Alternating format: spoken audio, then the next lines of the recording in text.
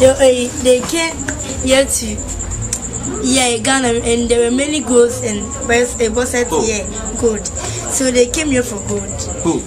The white men. Okay. They came here for gold. Okay. For trade and many things. So when they came, they give us gunpowder, and we also give them many things. So why did they start treating us badly? Our madam told us that because our chiefs were greedy, they sell the black men to the white men, and the white men also give them small food, and they work in the plantation. So when they give them food, they treat them like chickens. They put the food in a listen, and all the black men start eating. I don't understand why they did that to us. Okay. Now, what your madam told you is not totally the truth, and it's not totally a lie. You understand what I'm saying? It's somewhere in the middle. Okay. To get the answer, you got to know history. Something that they don't teach about white people. First thing, okay. The oldest person they ever found that lived on the earth is a black woman. Okay. Previously, it was the oldest one they found was 3.6 million years old. You can never count to 1 million. If you started counting right now, you would die before you got to 999,000.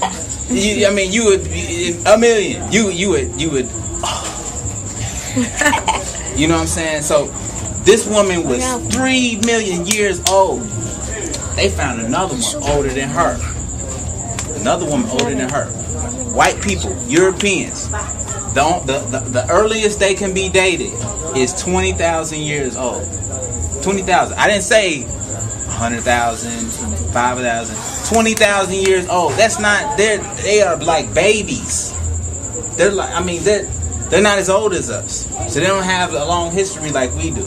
Okay, so the first time that when they came out of the cave, they saw all the great things that we did, the pyramids, the great civilization of Songhai, of Ghana, how we had these great gold weapons and great gold temples, all the stuff here. They saw that and was like, wow, why are they this smart? Why can they do all these great things? And they was angry with us because they didn't understand why.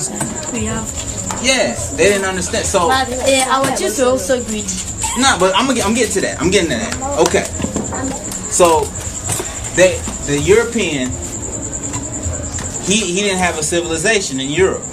He didn't have plumbing. He believed that if he washed his skin, then he would die. He believed stupid stuff. He didn't have a civilization. Some Africans went to Europe, and they taught him how to wash himself. They built canals, so we had plumbing. They taught him how to grow food, grow crops. Taught him all of this stuff. And when the white man learned enough from these Africans, who in some cases they were Islamic. When they learned enough, they kicked these people out. They were called the Moors. I'll show you a picture of them.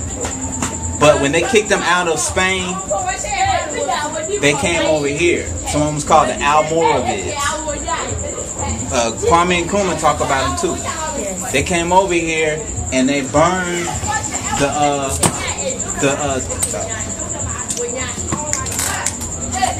school of Saint Corey.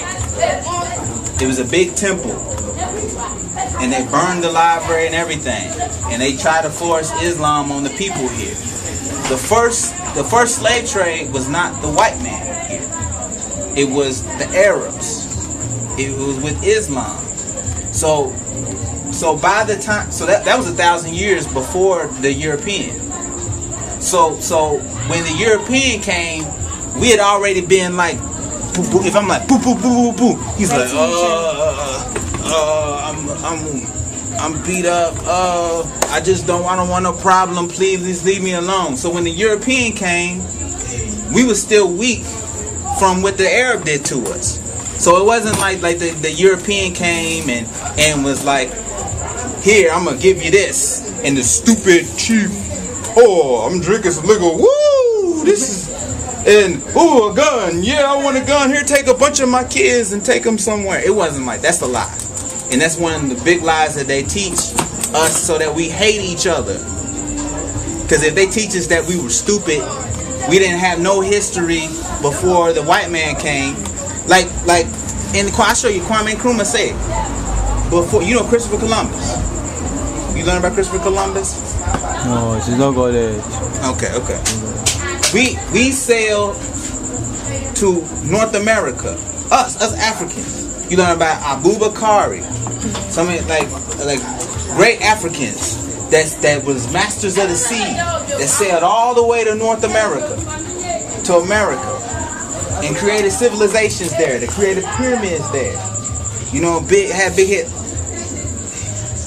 We did that long time before the slave trade. So when people try to teach you that, oh, the white man came in this big ship and we had never seen a ship before, that's a lie. We've been shipping, I mean, we've been fishing, we've been all around Africa, going on the ocean with boats. So the boats wasn't nothing new, that's a lie. You know, it's a big lie. So they try to teach us, when they try to teach you that this stuff is new, we were scared, we didn't understand who these people was. They're teaching you that your madam is not trying to hurt you. But the people that taught her to teach you that, the reason why they did that is because they wanted to put something in your mind that we weren't anything. We didn't have any sciences. We didn't have any scholarship. We weren't great people until the white man came and brought his liquor and gun and other stuff like that. So to answer your question in a long way, all I'm saying is that the whole thing about the chief, when they first came in, I just went to Elmina and Cape Coast, and they talk about how when they first came, the king was like, yeah, I don't want to make this fort. He was skeptical because he believed that it was already going to be a problem. Before they made that fort, many years before that, they had already started the slave trade. The first slaves that were taken out, the first slaves that was taken out of Africa were taken to the church in Europe, given to the Pope.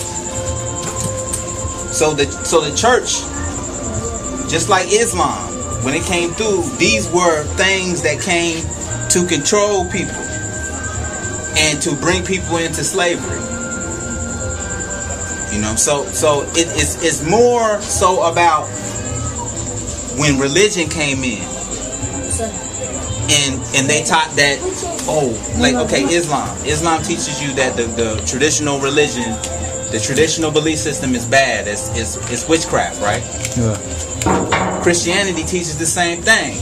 So what they did was they said that everything that you did in your past was bad. You don't even look at that. No Sankofa.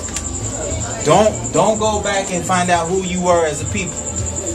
So right there, that cut you off from what made you great. So what they do was they gave you this book, Quran, or they gave you this book, the Bible, and while your head was down, you like, woo, this story, okay, all right, yeah. They was taking your gold, taking all your stuff, taking the people, taking everything. Same time they made you Christian. You Christian, right? King James Bible, you know? King James Bible. When King James Bible was written in 1611, the slavery was happening all through the 1600s. Slavery was happening all through the 1400s. So this Bible was written during slavery.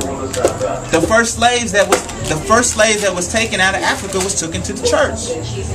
So it's not necessarily the chief's fault as it is that the people, our people are good people. We don't come from, like in Europe, everything's cold, nothing grows. You know, the only thing that grows there is maybe like a potato.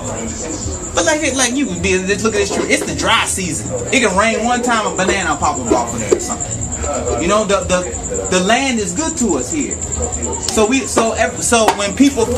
when new people come and they're stupid, they don't know what they're doing, we want to help them. We want to give them things and help them out and teach them. So we're good people, but they come from somewhere where it's a bad place. So when they came in and taken from us, we didn't understand that. But they can when the European came in, he sent his missionaries, his first people he sent, and it was just like, "Hi, how are you doing? We just want to give you Jesus. We want to teach you the Bible." And they try to act all nice.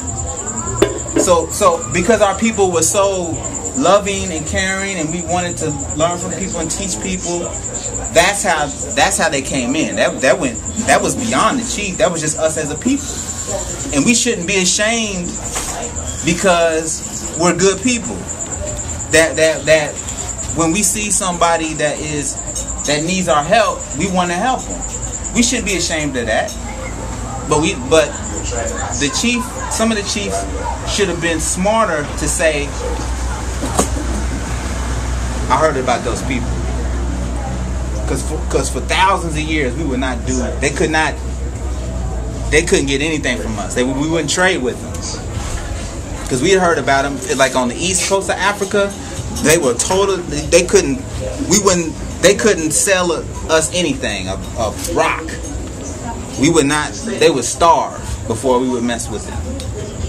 And then over the time when the Arabs came through and they was conquering East Africa, when they were conquering North Africa, when they came over with Africans that had been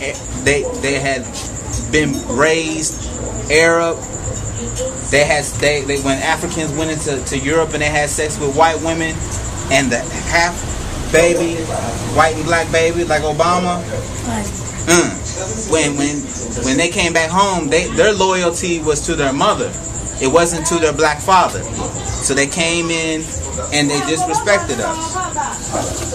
So I mean, it's more about our people than it is about a dumb African chief or somebody that's greedy. That's just teaching us to hate each other.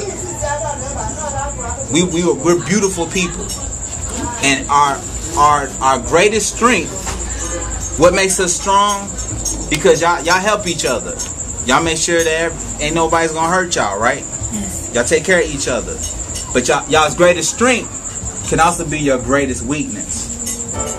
Just remember that. And that's what happened. We were concentrating on other things, because even the traditional belief, what we believe in, we get woo, yay, and we really feeling it. We're always like that. So when we got into Christianity, we're like, oh Jesus, yes Lord, come down on me, yes, hallelujah, all of that. And we're in Islam, we like Allahu Akbar, the beneficent. I can't say all this stuff. You know all that stuff, whatever. But you know what I'm saying? They say all of that stuff. We do. It's the same. So our greatest strength is our greatest weakness. So that's what happened. I know I talk a lot. That's man. So what's up? So you understand? Yes. Okay.